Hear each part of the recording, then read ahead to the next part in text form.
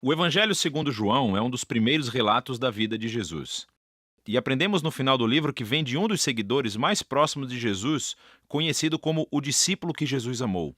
Ele aparece muitas vezes na história em si, e há algum debate sobre se é João o filho de Zebedeu, um dos 12, ou outro João diferente que morava em Jerusalém e era conhecido na igreja como João o presbítero.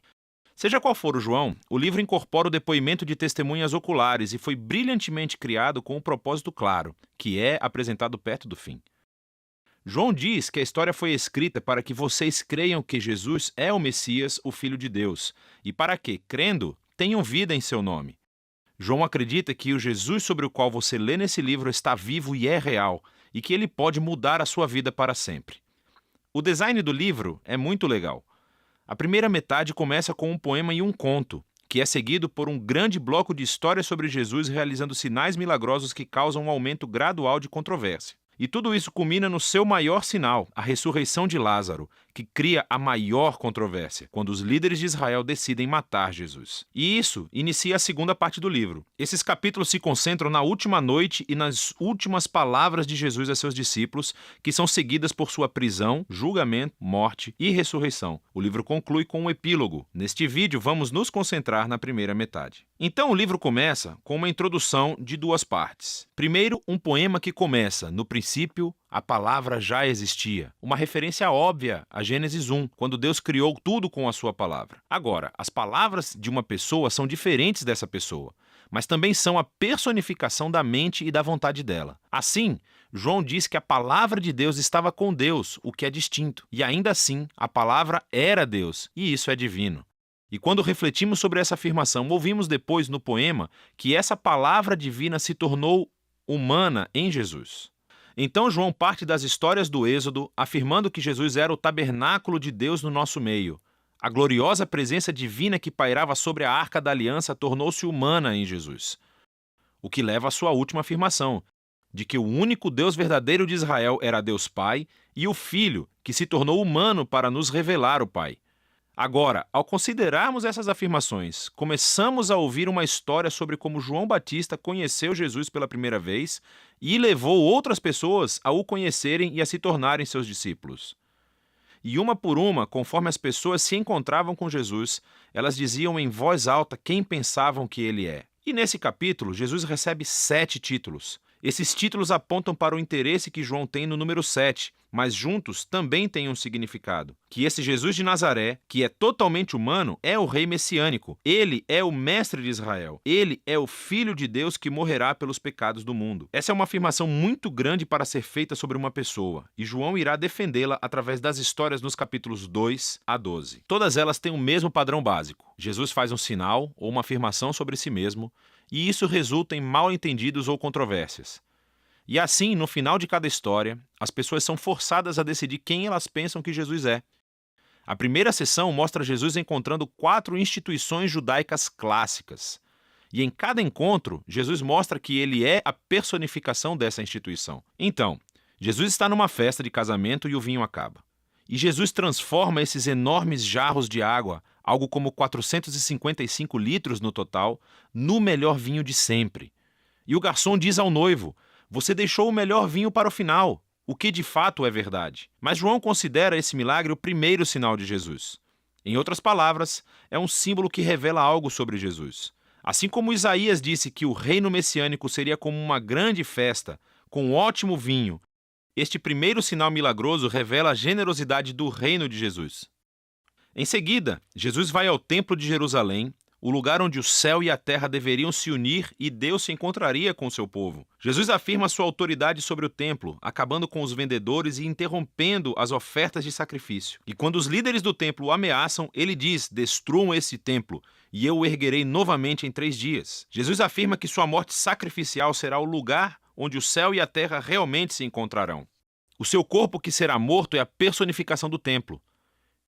Jesus, então, conversa a noite inteira com um rabino chamado Nicodemos, que pensa que Jesus é como ele, outro rabino e mestre de Israel. Mas Jesus diz que Israel precisa de muito mais do que apenas outro mestre com novas informações. Israel precisa de um novo coração e de uma nova vida.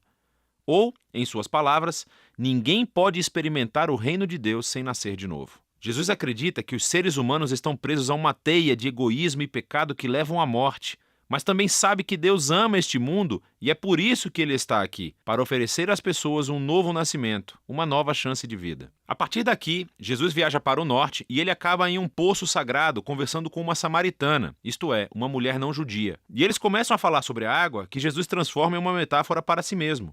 Ele diz que ele está aqui para trazer água que pode se tornar em uma fonte de vida eterna. Agora, em João, esse termo se refere a uma nova qualidade de vida, que é infundida com o amor eterno de Deus.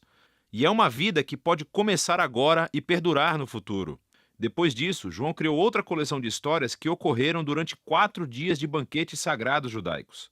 E, novamente, Jesus usa as imagens relacionadas ao banquete para fazer afirmações sobre si mesmo. Primeiro, Jesus cura um paralítico no sábado, o que gera uma controvérsia com os líderes judeus sobre trabalhar no dia de descanso. E Jesus diz que é o seu pai quem está trabalhando no sábado, por isso ele também está. E eles entendem o seu significado, pois ele estava chamando Deus de seu pai, igualando-se a Deus, e assim eles decidem que querem matá-lo. A próxima história acontece durante a Páscoa, a festa que recontou a história do Êxodo com essa refeição simbólica do cordeiro, do pão e do vinho. E Jesus, milagrosamente, fornece comida para uma multidão de milhares de pessoas, o que resulta em pessoas pedindo mais pão. Então Jesus prossegue afirmando que ele é o verdadeiro pão, e quem procurar satisfação nele, descobrirá a vida eterna. Isso ofende muitas pessoas que deixam de segui-lo. Depois disso, vem um bloco de histórias que acontecem em Jerusalém durante a festa dos tabernáculos, que recontam histórias das peregrinações de Israel no deserto, quando Deus os guiou com uma coluna de nuvem e depois fogo e lhes deu água no deserto. E Jesus se levanta no pátio do templo e grita: "Se alguém tem sede, venha a mim e beba." E mais tarde ele diz: "Eu sou a luz do mundo." Ele está afirmando ser a presença iluminadora de Deus e o presente de salvação de Deus para o seu povo. Algumas pessoas acreditam e o seguem, mas outras se ofendem, e outras ainda tentam matá-lo por essas afirmações exaltadas. A história final da festa é durante o Hanukkah, a festa da dedicação. É sobre como Judas Macabeu limpou o templo dos ídolos e o tornou sagrado mais uma vez. E Jesus entra na área do templo e diz que ele é aquele quem Deus tornou santo, e que ele é o verdadeiro templo onde a presença de Deus habita. E ele também diz: "Eu e o Pai somos um." Isso deixa os líderes de Jerusalém furiosos. Eles criam um plano para matar Jesus e então ele se retira da cidade. Enfim, todos esses conflitos culminam em um último sinal milagroso. Jesus descobre que seu querido amigo Lázaro está doente, mas a sua família mora perto de Jerusalém, que agora é uma armadilha mortal para Jesus. Jesus poderia ficar longe e salvar a sua própria vida, mas ele ama Lázaro. Então, quando ele ouve que Lázaro morreu, ele segue viagem para levantá-lo dos mortos. E ele o chama para a vida fora do túmulo, sabendo que isso lhe custará a sua própria vida. E a notícia desse sinal incrível se espalha rapidamente, é claro. Assim como Jesus sabia que aconteceria, os líderes de Jerusalém descobrem o que aconteceu e começam a conspirar para matá-lo. Então ele vai para Jerusalém como o rei de Israel que foi rejeitado pelos seus líderes. A primeira metade de João chega ao fim com a história sobre como Jesus sacrificou sua vida com um ato de amor pelo seu amigo. E isso, claro, também é um sinal que resultará na crucificação que será explorada com mais detalhes no próximo vídeo. Mas por enquanto, essa é a primeira metade do Evangelho de João.